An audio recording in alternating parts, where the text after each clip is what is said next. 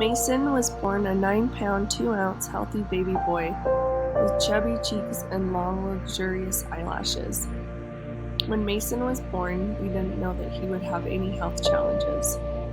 It wasn't until he was about 2 weeks old that we began to think that something may be a bit different. Mason hadn't gained any weight in 2 weeks, and I felt like I was feeding him constantly. He seemed like he'd rather sleep than eat, which had never been the case with my older 2 kids. Mason's doctor didn't think we needed to worry, which eased my mind, but to be safe, he wanted me to feed Mason a bottle after every feeding in case that was the boost he needed.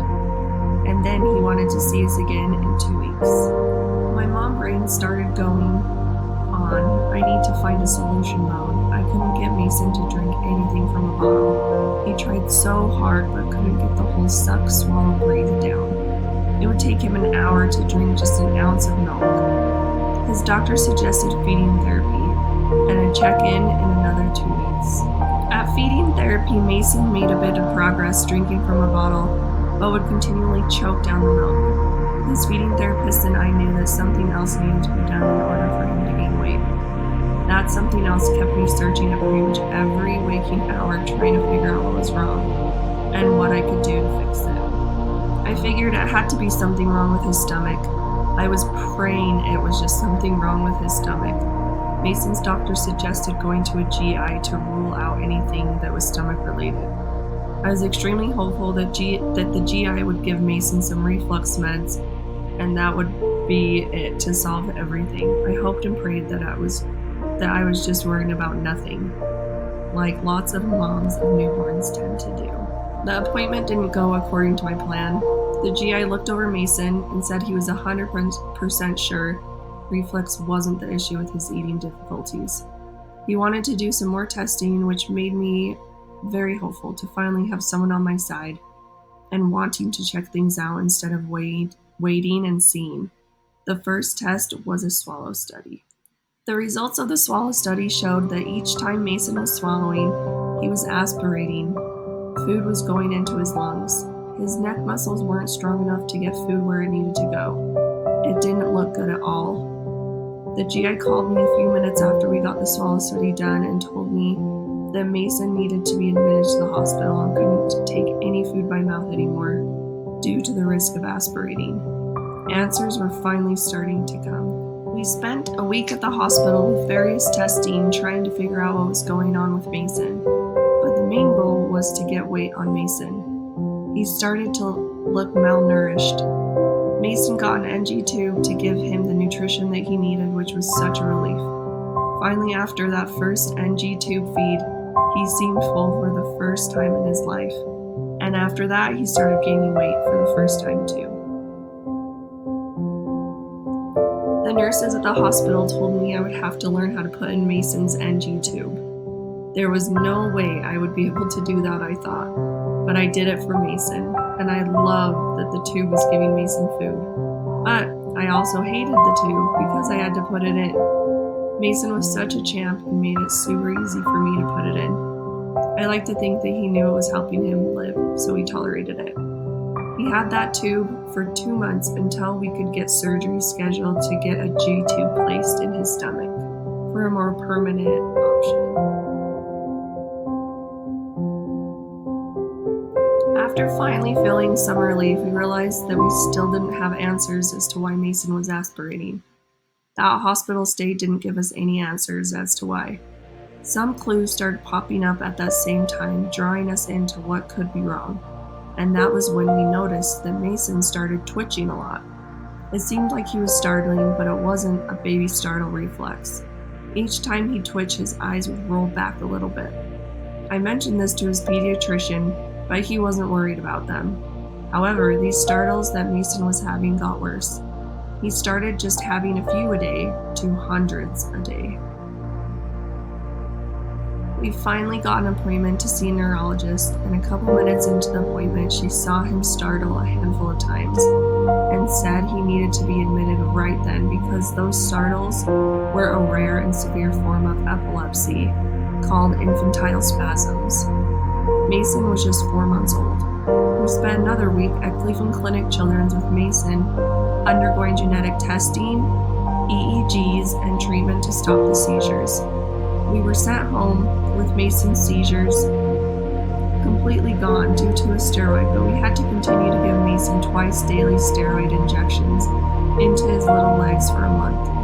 The steroids made Mason miserable, and we didn't see him smile for an entire month, which was heartbreaking for us.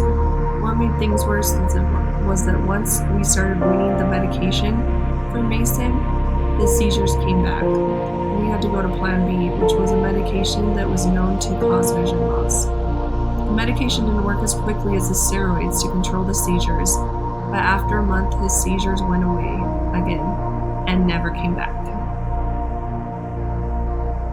With seizures under control and Mason being fed, we felt really good, but still didn't know what was causing the seizures and feeding issues. We got the results back from genetic testing and learned that Mason had a genetic disorder called SPTN1 mutation. Mason was one of 7 known cases in the US at that time of his diagnosis. We didn't know what this meant for his treatment and future, but this helped confirm to us that Mason really was 1 in a billion. We started to see more of Mason's sweet personality shine through after his first birthday. He made progress in being able to hold toys, pull toys to his mouth, and the best of all, suck his thumb. Mason tried for a long time to try to get that thumb into his mouth, but he frequently missed his mouth and poked himself. Once he got his thumb in his mouth, he started using that as a way to communicate with us. Then he needed breaks, but he didn't want to do something in therapy or things would be too overwhelming. He just turned his head and started sucking his thumb.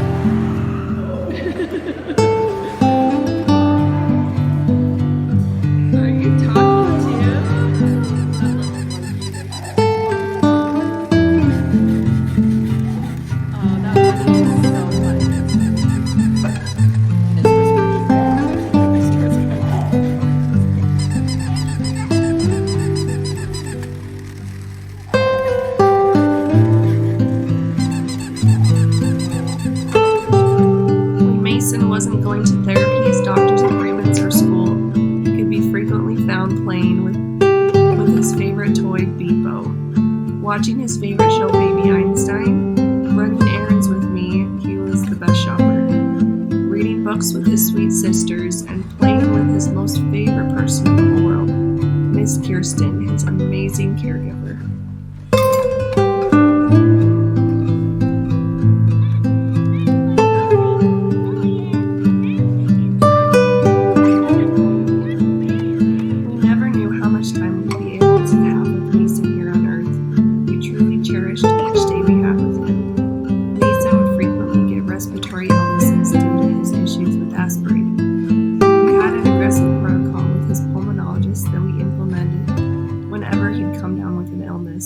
Because a small cold could turn into pneumonia pretty quickly.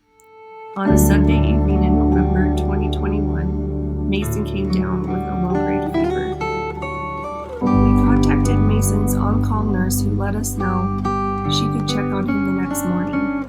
We weren't too concerned because we could still get him to laugh.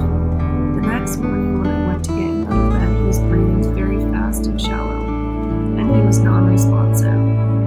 We called 911 and he was rushed to our nearest hospital. Doctors tried to intubate him, but his lung collapsed. They tried to start an IV, but his blood pressure was too low. He was declining quickly.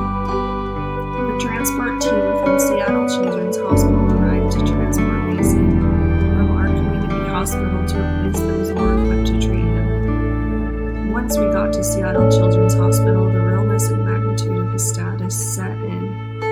There were